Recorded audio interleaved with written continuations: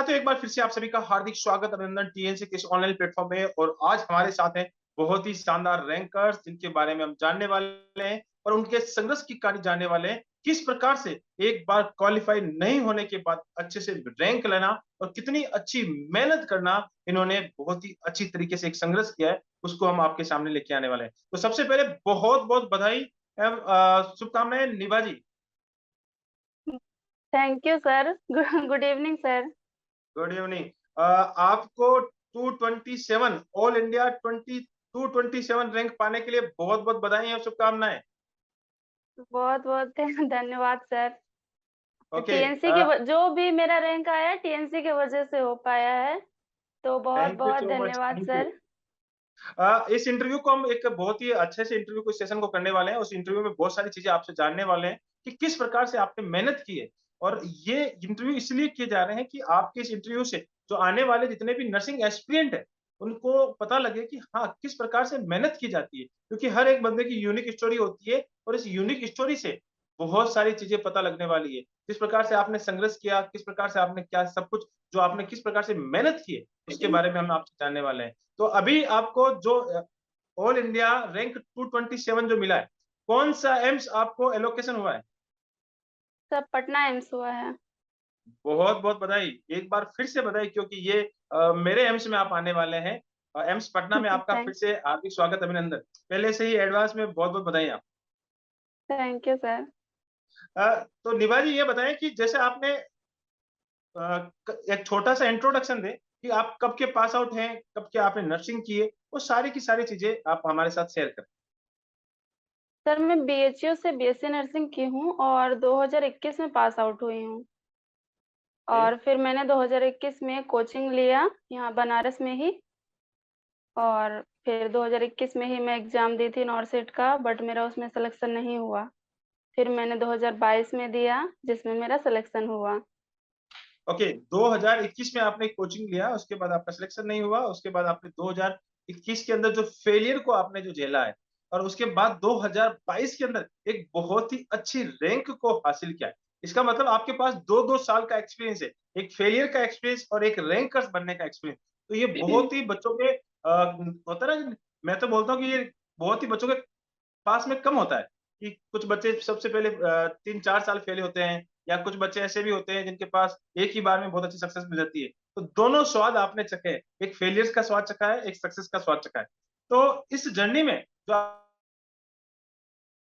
को यूज किया, किस प्रकार से फेलियर से आपने वापस से बैकअप किया और वापस से एक अपने आप को इतना मोटिवेट रखा, वो सारी स्ट्रेटजी हमारे साथ शेयर। सर मैं 2021 में एग्जाम दी थी। एग्जाम से पहले जब नोटिफिकेशन आया कि एग्जाम होने वाला है, उससे पहले मैं पढ़ रही थी, अच्छी खासी तैयारी कर रही थी। मैंने कोचिंग लिया, कोचिंग से पढ़ाई की, मेरी कोचिंग बहुत अच्छी है, फिर नोट्स बहुत अच्छे हैं, काफी अच्छे थे। मैं एग्जाम नोट्स की तैयारी की, लेकिन यही मेरी गलती थी। मुझे बस यही पता चला कि मेरी गलती क्या थी।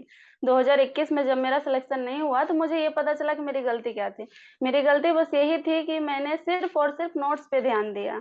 मैं कोई भी पीआर यादव के अलावा और कोई बुक नहीं पढ़ी थी क्वेश्चन के लिए।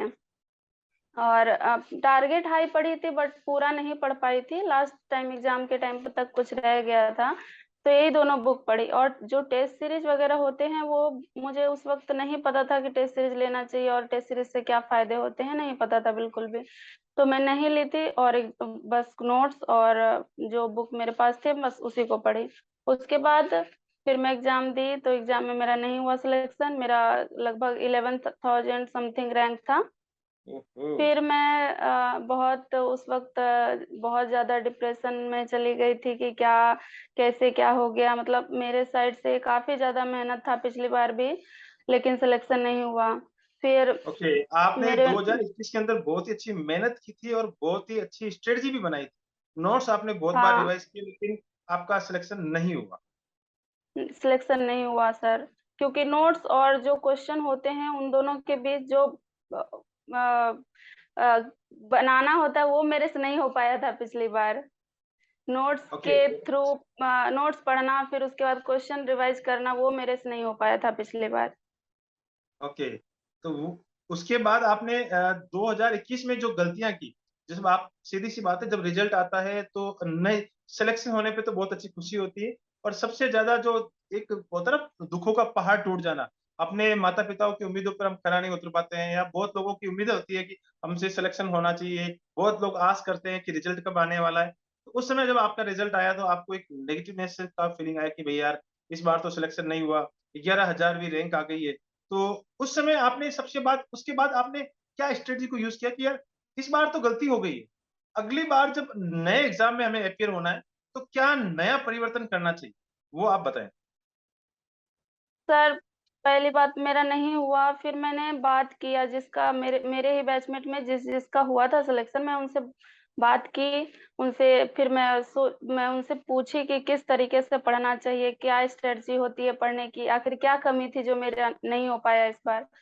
तो हुँ, हुँ, हुँ। उसने बताया कि टेस्ट सीरीज ले लो, टेस्ट सीरीज बहुत ही ज़्यादा हेल्पफुल होता है। तो फिर मैंने पूछा कि टेस्ट सीरीज तो ले बट कहाँ से लें? तो फिर उन्होंने बताया कि टेस्ट सीरीज टीएनसी से लो, क्योंकि टीएनसी से उन्होंने भी लिया था। तो एक तो टेस्ट सीरीज ले ली मैं उसी वक़्त जब 2021 का रिजल्ट आया था, उसके 1 महीने बाद ही लगभग मैं टेस्ट सीरीज जॉइन कर ली थी। लेकिन उस वक़्त एक कंटिन्यूटी होता है, जो डेली टेस्ट सीरीज होता है वो मैं नहीं दे पा रही थी, क्योंकि थोड़ा बहुत प्रॉब्लम थे उस वक़्त, नहीं दे पा रही थी। लेकिन फिर कुछ दिनों बाद जब मुझे पता चला कि कितना ज़्यादा हेल्पफुल है, तब मैं डेली टेस्ट सीरीज देने लग गई। और पहले तो मेरा रैंक बहुत ज़्यादा आता था, 5,000 6,000 इस तरीके से आता था। टीएनसी में रैंक मेरा आता था एग्ज़ाम देने के बाद। फिर मैं और डिप्रेस हो गई कि ये इतना ज़्यादा रैंक आ रहा है, फिर कैसे हो पाएगा?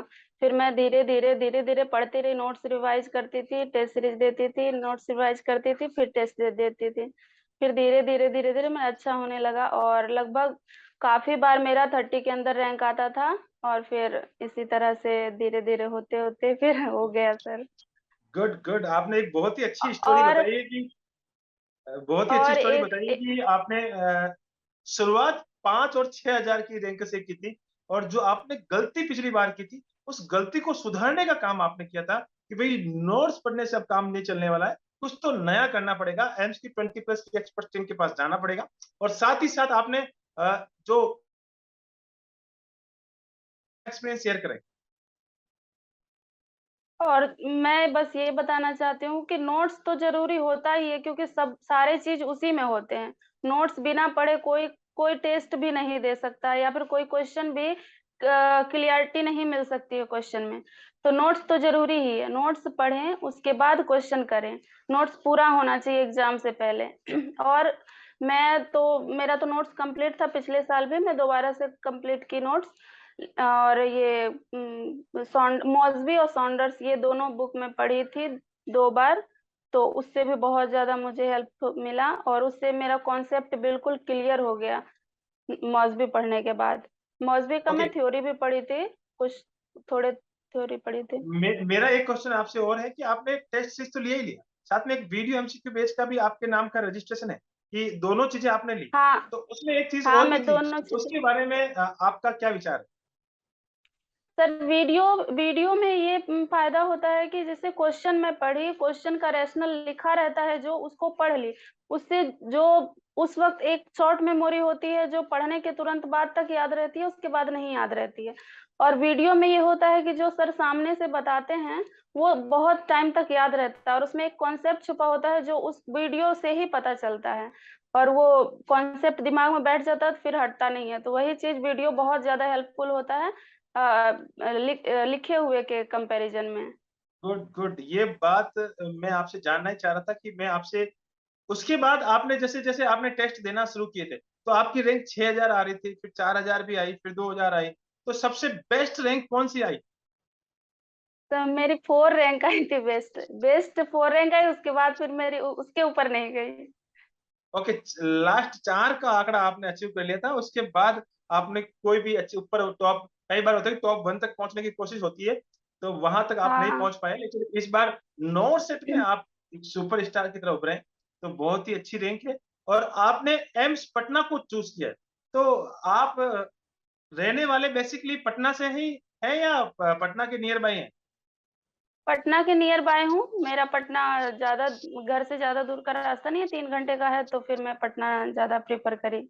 बहुत अच्छी बात है कि पटना से एक होता है ना कि बहुत सारे घर के नजदीक जाना चाहते हैं, और ये तो बिहार के लिए एक बहुत ही बड़ी अपॉर्चुनिटी है, क्योंकि सबसे नियर बाय अगर बात करें तो पटना एक इस पूरे पूरे भारत का एक ऐसा सेंटर है जहाँ पे चारों ओर बहुत ज्यादा इंस्टीट्यूट है, और सबसे ज्यादा इंस्टीट्यूट अगर बात करें तो पटना के नियर बाय ही है। तो ये बहुत अच्छी बात है, आपने पटना को चूज किया है, तो वेलकम है। और एक बात और मैं आपसे जानना चाह रहा था, जैसे आप टेस्ट दे रहे थे और उसके बाद चीजें आ रही थी कि नॉट सेट देने जाना है। तो नॉट सेट के टेस्ट में और नॉट सेट का जो एग्जाम हो रहा था, उसके बीच में और टीएनसी के टेस्ट के बीच में कुछ डिफरेंसेस या कुछ सिमिलरिटीज वो दोनों बताएं। सर टेस्ट सीरीज जब दिया जाता है तो शांत शांत से बैठ करके रूम में दिया जाता है, तो वो जो प्रेशर होता है वो नहीं रहता है बस। और जब नॉर्सेट का एग्जाम देने गई थी मैं, तो वहां बस प्रेशर था, लेकिन जो क्वेश्चन के पैटर्न थे वो सेम टीएनसी जैसे थे। मुझे ऐसा लग रहा था कि मैं टेस्ट ही दे रही हूँ, बस जो प्रेशर था वो बस था, वही था, वो हट नहीं पा रहा था, लेकिन ऐसा लग रहा था कि मैं टेस्ट दे रही हूँ। और मतलब कई सारे क्वेश्चन डायरेक्ट, मतलब हर एक लाइन पूछे गए थे, यहाँ तक कि ऑप्शन भी सेम ही थे। मतलब फिर मैं उसको तो बिना पढ़े ही मैं टिक करके आगे निकल गई। ये बात आपने बिल्कुल सच बोली है कि कई क्वेश्चन तो ऐसे थे कि काफी बच्चों ने आके बताए थे कि सर वो क्वेश्चन इतना बड़ा लंबा चौड़ा क्वेश्चन था, लेकिन उसमें हाँ। से मुझे चार चीजें समझ में आई, और चार चीजें मैंने तो उसको समझ के ही टीएनसी में वो क्वेश्चन मेरे देखा हुआ था, और वो क्वेश्चन मैंने वहां पे सीधा आंसर लगा दिया। यही फायदे होते हैं टेस्ट सीरीज के और बहुत सारे आउटकम निकालने के, क्योंकि आपको पहले से ही पता होता है कि क्वेश्चन क्या कहना चाहता है, उसकी लैंग्वेज आपके दिमाग में पहले से ही फिक्स होती है। तो कुछ वर्डिंग आते ही आपके दिमाग में वो क्वेश्चन घूमने लगता है और आंसर पहले ही बार में फिक्स लगता है। तो एक बहुत ही शानदार स्ट्रेटजी आपने हमारे साथ शेयर की। तो मैं आपसे ये जानना चाहूंगा कि आपके जो फ्यूचर नर्सिंग ऑफिसर्स हैं या जो आपके जूनियर्स हैं और जो नर्सिंग एस्पिरेंट्स इस वीडियो को देख रहे हैं, तो उनको आप क्या संदेश देना चाहेंगे? तो सर मैं यही संदेश देना चाहूंगी कि आप अपने नोट्स पढ़ो, पूरा नोट्स कंप्लीट करो, और नोट्स कंप्लीट करते के दौरान आप टीएनसी टेस्ट सीरीज लो, TNC test series video MCQ साथ में, और उसको डेली देने की कोशिश करो, डेली पढ़ने की कोशिश करो, और पढ़ने के बाद टेस्ट देने के बाद उस टेस्ट को पूरा रिवाइज करने की कोशिश करो। और जो उसमें नहीं है, आपको जो जो भी गलती हुई है, उस गलती को एक नोट्स बना लो, टीएनसी के नाम का एक नोट्स बना लो अलग से। और जो भी गलतियां हुई है आपकी, उस नोट्स में आप उस चीज को लिख लो, और बाद में उस नोट्स को पढ़ो, वो बहुत ज्यादा हेल्पफुल होता है एग्जाम के कुछ दिन पहले। Okay, thank you so much. बहुत ही आपने अच्छी शानदार स्ट्रेटजी दी है, और उस स्ट्रेटजी में आपने बताया है कि जो 2021 में जो आपने गलती की है वो गलती वापस से नए वाले जो फ्यूचर नर्सिंग ऑफिसर आने वाले हैं, वो गलती नहीं करें। नोट्स तो पढ़ रहे हैं, नोट्स तो पढ़ना अच्छी बात है, आपका बेसिक मजबूत होना बहुत ही अच्छी बात है, लेकिन बेसिक को इम्प्लीमेंट करना आना चाहिए। साथ ही साथ टीएनसी की टेस्ट सीरीज और टीएनसी का वीडियो एमसीक्यू आपको साथ साथ करना चाहिए, टीएनसी के साथ आगे बढ़ना चाहिए और खुद का सेल्फ इवैल्यूएशन करना चाहिए। ये आपने एक समराइज वीडियो बताया, तो इसके लिए बहुत बहुत धन्यवाद। बहुत ही अच्छा इंटरव्यू। आप हमेशा इसी तरह से आगे बढ़ते रहें, अपने बीएचयू का नाम रोशन करते रहें, अपने माता पिता का नाम रोशन करते रहें, साथ ही साथ टीएनसी का नाम रोशन करते रहें। जय हिंद, जय Bharat and Vande Mataram. Thank you so much.